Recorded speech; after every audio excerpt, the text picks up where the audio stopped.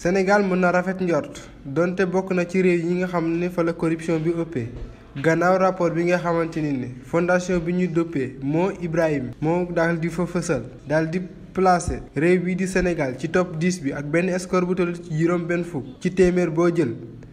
ci atum 2021 lépp lu jëm ci wàllum bonne gouvernance ci Afrique rapport bi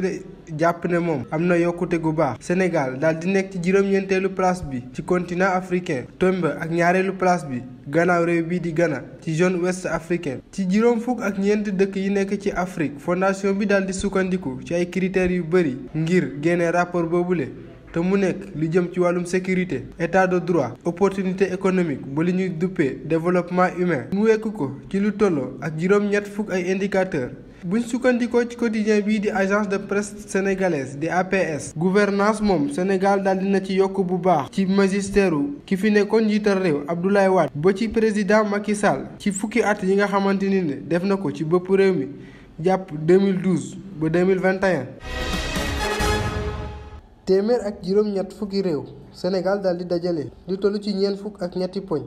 jëm ci wàllum guerre rapport boobule Transparency International moom moo da ko daal di fësal ci rapport boobule moo ñu ci xamal situation njàqare bi nga xamante ni nemmeeku nañ ko te mu jëm ci wàllum njaaxum ca Afrique subsaharienne Sénégal daal di bokk ci réew yi nga xamante ni ñoom am nañu lu yées juróom fukk ci ay poñ ak réew bi di Bénin Ghana ak Afrique du Sud def effort jëm ci wàllum xeex lii di wàllum guerre rapport bi gis ne réew Afrique yi moom farataaluñ ko benn yoon waral muy nemmeeku ay xët-xët yu jëm ci wàllum gestion ak ab transparence ci njaaxum yooyu la sax rapport bi jàpp na ne état yii ñoom ñooy principal responsable bi le ndax ñoom defuñu benn effort ngir xeex li jëm ci wàllum guerre ci rapport boobu sax ñoom ñoo ngi ciy wane ne boo amee score 0 moom mooy guerre moom jéggi na dayoo ci réew moomule wuute ak boo amee li nga xamante ni moom moo di score 100 foofu moom ci réew boobu guerre amu fa benn yoon. daanaka ñaari weer a ngi bi ñu dooree lii di campagne agricole fii ci Sénégal Sonacos jamono jilekat ci ay jafe-jafe la nekk ngir atteindre ay objectifs am yi di délégué personnel bu Sonacos bu Kaolack di dikkaati ci seen i jafe-jafe. li travailleurs yi di dund ñoo ngi si ay njàkkare ndaxte sunu prévision de collecte suñ koy xayma toll na si mën naa ni 100 000 tonnes lu topp mais tey jii amaguñu sax ñetti junne tonnes mu nekk ay jafe-jafe yu tar ba tax tey jii képp koo xam ne liggéeykat saisonnier nga daanaka arrêté nga sa liggéey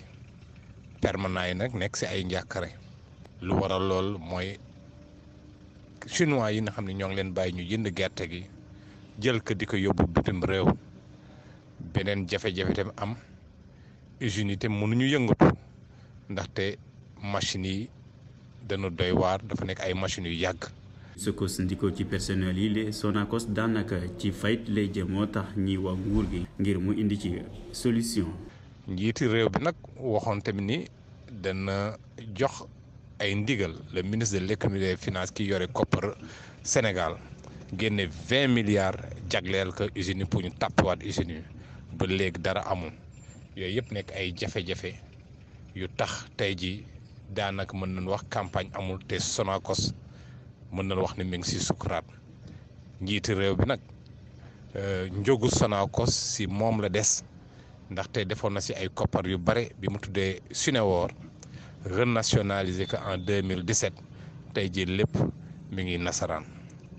Sonacos mbébétam mooy dine reprendre liggéeyam comme ni mu waree ngir mu mën a jëlee fi ndóol ci côté ndaw ñi waaye itam promouvoir lii di consommer local waaye ba tey daanaka Sonacos mi ngi jànkonteel ay problèmes sur le terrain muy concurrence chinois ci beneen wàll wa carence ci wàllum matériel yi intrant wala sax ci financement. di wax ne tey dañoo yeewu ak naqar boo xamante ni xëy na depuis bañ ko amee yàgg na waaye tey di bés boo xamante ni dafa tombewaat ak bés bi nga xamante ni naqar boobu moom la commencé woon muy le 31 janvier tombé ak bés bi nga xamante ni moom la suñ camarade boobu noonu wàccoon liggéey ñu koy wax Balla Gaye donc mu nekk événement boo xamante ni bu triste la voilà mu metti lool depuis boobu ba léegi ñoo ngi koy jooy nag te noppeegunu voilà léegi nag bi nga xamee ne xëy nañu tey def nañu ay ñaan waaw jëmale ko ci ki nga xamante ni moo fi bàyyeekoo muy le camarade Balla Gaye léegi li ci topp mooy amal nañ benn point de presse boo xamante ni ci point de presse boobu woowaat nañu ñi nga xamante ni ñoo jiite réew mi ñu taxawaat benn taxawaay boo xamante ni dafay doon taxawaay boo xamante ni mooy li gën ndax yaakaar naa lépp lu ñu mën di wax bakkanu doomu aadama moo rot kon donc jot nañu taxaw situer responsabilité kenn ku si nekk àq bi nga xamante ni am nga ko ci wala responsabilité bi nga xamante ni am nga ko ci nga endossé ko voilà ñun loolu la ñuy laaj fi mu ne nii te yàgg na depuis boobu ak léegi def na ñaar fukki at ak nangam kon donc jot na sëkk wala sax tey bëgg a passé mën naa ne kon donc ñu def taxaw seetlu ñi nga xamante ni am nañ ci wàll kenn ku si nekk wàll bi nga faroo nga def ko voilà bu ko defee kenn ku si nekk mën a delluwaat ci ay préoccupation parce que itam bakkanu doomu aadama la comme ni ma ko waxee sànq nii du loo xamante ni lu ndaw la. mu di ay artistes ay rappeurs ay activistes ak ñëpp ñuy yëngu ci wàllu musique li leen soxal moo ñu libéré kii di Mor Talla Gueye ñu gën koo xam ci Nit Doff. musiciens yi daal di dàq tuuma gi nga xam ne teg nañ ko ci ndodu rappeur bi le live bi Nit Doff def ba tax tey mu waral arrestation am comme ni ko Ben Taleb waxee tout à l'heure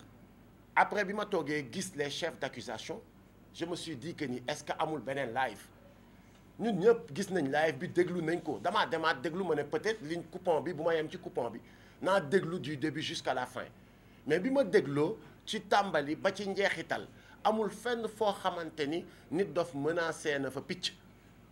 amul fenn foo xamante ni Nit Doff nee na sénégalais yi wàcc leen ci mbedd mi ñu dege ne ñu deko ne ñu tasaare amul fenn foo xamante ni aussi Nit Doff taxaw na naan day désobéir alors donc je pense que ni c'est leur méthode et ça tout le monde le sait c'est leur méthode. gannaaw seen jànnoo ak way taskatu xibaar yi musiciens yi daal dina ñaawlu li ñu jàppee ku ma am ndey ak ku ma amul ndey bi am ci justice bi te autorités yi di ko jëfandikoo ngir gàntal ñi àndul ak ñoom. Nit Doff waxul lu raw li Penda Ba wax jegewu ko sax Penda Ba mi taxaw saaga ay ethnique ay lu ne Nit Doff waxul lu jege loolu Nit Doff toogul ci télé bi ne dañu war a dem kër diw rendi ko comme ni ko waajooju defee woon ci benn nit fii de la place Nit Doff taxawu Suzanne Camara Nit Doff taxawu fi ne bés bu ñu sénégalais yi naree xañ suñu troisième candidature dañuy génne jaasi di leen rey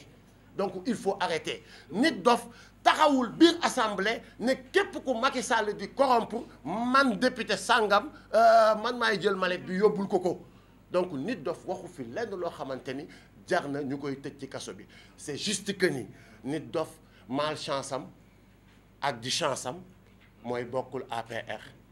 Nit Doff il est juste victime de son appartenance politique mais nous allons continuer le combat frère nous allons continuer de te soutenir ba keroog ngay jot sa. xañte jëm ci wàllum liberté d'expression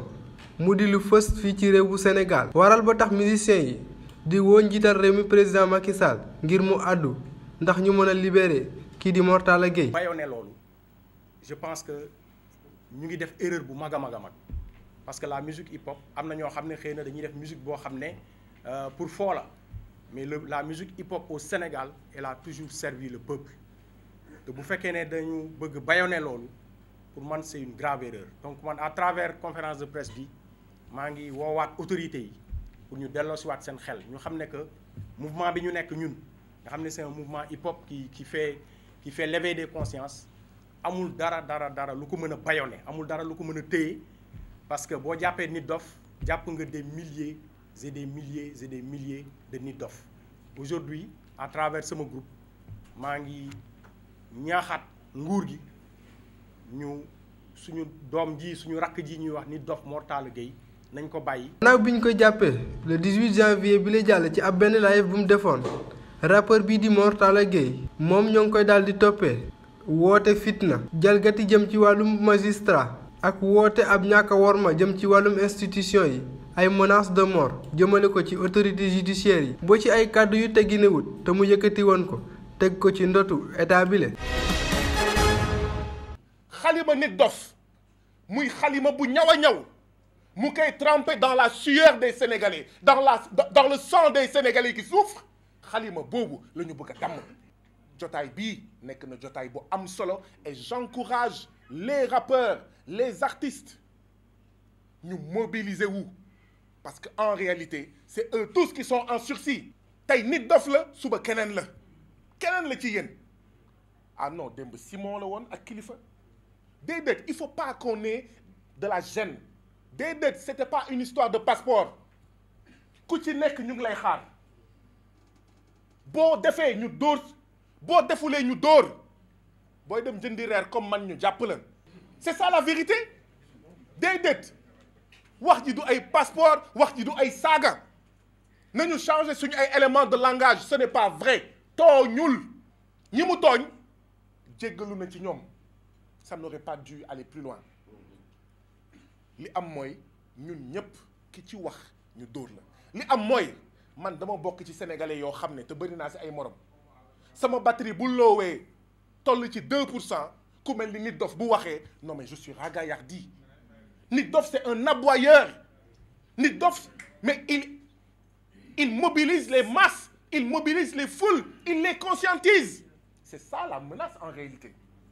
Soyez des artistes, mais soyez des artistes couchés. Soyez des rappeurs, mais soyez des rappeurs de compagnie. Ni mu amee des dames de compagnie, des plumes de compagnie. Soyez des rappeurs, mais dee leen riitil buur dee leen riitil kii di noot Sénégal kii di noot askanu Sénégal. En réalité, c'est ça le défi qui vous est fait. C'est ça la réalité. waaye ku fi xalaat ne affaire bii affaire rappeur la yaa ngi jum man wax naa ko. Oui, les journalistes, vous deviez vous mobiliser quand c'était l'affaire Pape Alé Niang. Mais ce n'est pas l'affaire des journalistes.